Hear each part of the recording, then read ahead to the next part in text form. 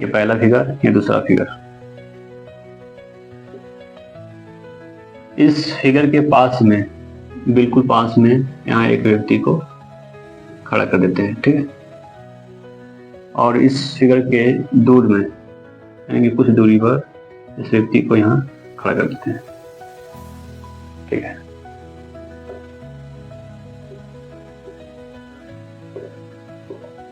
ये दो फिगर हैं। तो ये फिगर देखकर आपको अंदाजा हो गया होगा कि फर्स्ट वाली फिगर का नाम क्या है और सेकंड वाली फिगर का क्या नाम होता है, ठीक है। फिर ये व्यक्ति सामने है, तो ये व्यक्ति कहता है कि नहीं, ये फिगर जो आपने बनाया है, तो ये फिगर का नाम है बुक।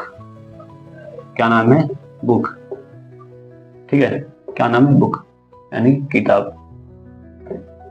क्या नाम है? किताब, ठीक है जी। और ये दूसरा व्यक्ति कहता है कि आपने ये जो फिगर बनाया है, इस फिगर का नाम है हाउस। हाउस यानी कि घर, ठीक है। अब ये व्यक्ति इस किताब के बिल्कुल सामने है, ठीक है। तो इसकी डिस्टेंस बिल्कुल पास में है, और इस घर से इस व्यक्ति की जो डिस्टेंस है ना, काफी दूर है, काफी दूर है। इसे आने में ज्यादा टाइम लगेगा, और इस व्यक्ति को इस बुक तक आने में कम समय लगेगा, ठीक है। तो आपको पहले से ही याद कराया गया है कि नहीं, ये बुक है, ये हाउस है, घर है। बच्चा देखकर आप पहचान लेगा कि ये क्या चीज है, ठीक है। तो इस व्यक्ति को सामने क्यों रखा और इस व्यक्ति को दूर क्यों रखा? क्योंकि ये समझाने के लिए कि ये सामने है तो कोई भी इशारा नहीं करेगा, ठीक है। इशारा करके नहीं बोलेगा कि ये किताब है, और ये व्यक्ति इशारा करेगा क्योंकि दूर है, ठीक है, इसकी दूरी ज्यादा है, तो ये क्या करेगा? इशारा करके बताएगा, ठीक है। ये इशारा नहीं करेगा। जब भी कोई इशारा करके बताए, ठीक है, या नहीं भी बताए, तो दिस दैट को कैसे पता करेंगे? अगर कोई व्यक्ति सामने है, बोल दिया जाए कि यह गिलास है, तो आप पकड़ लेंगे यह के माध्यम से कि इसका मीनिंग जो है कि क्या होता है, ठीक है, यह का अर्थ दिस होता है। अगर बोल दिया जाए कि वह किताब है, तब आपके दिमाग में तुरंत चला जाएगा कि ये इशारा करके बता रहा है इस वस्तु का नाम, ठीक है। उस समय में दैट का प्रयोग होगा। तो ये व्यक्ति कहता है, यह क्या कहता है? यह किताब है, यह किताब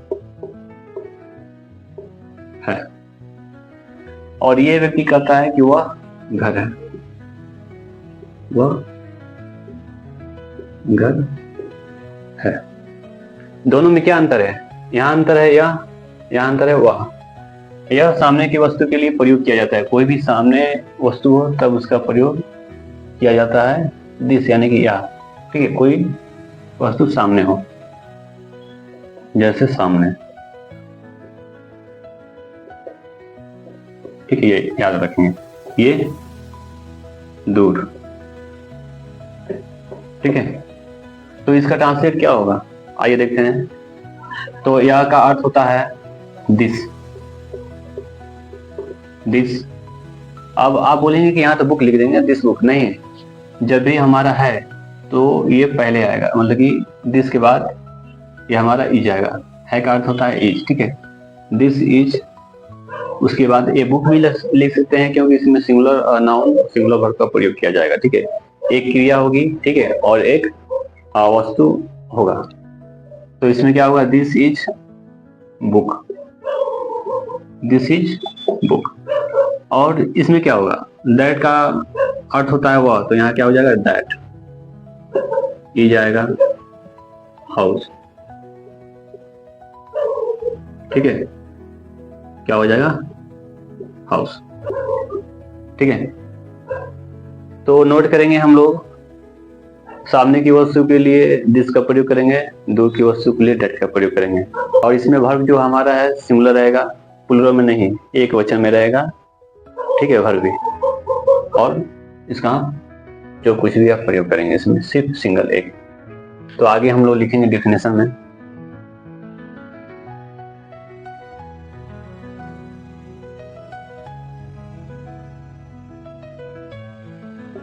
किया जाता है। ठीक है, दिस दैट का प्रयोग सिंगुलर नाउन, ठीक है, यानी कि एक वचन, और सिंगुलर वर्ब यानी कि एक क्रिया के लिए हम लोग प्रयोग करते हैं। ठीक है, और दूसरा ये पहला हो गया, ये दूसरा है दिस दैट एक वचन यानी कि एक वस्तु और एक व्यक्ति का प्रयोग करते हैं यानी कि दिस दैट में। ठीक है, ये है। और इसमें ये भी देखते हैं कि दिस का प्रयोग जो होता है सामने की वस्तु के लिए दिस, तीसरा में दिस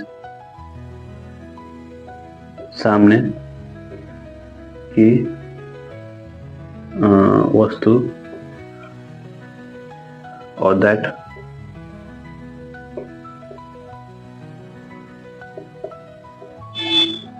दूर की वस्तु के लिए, ठीक है, प्रयोग किया जाता है। यह है मेन टॉपिक ये, ठीक है।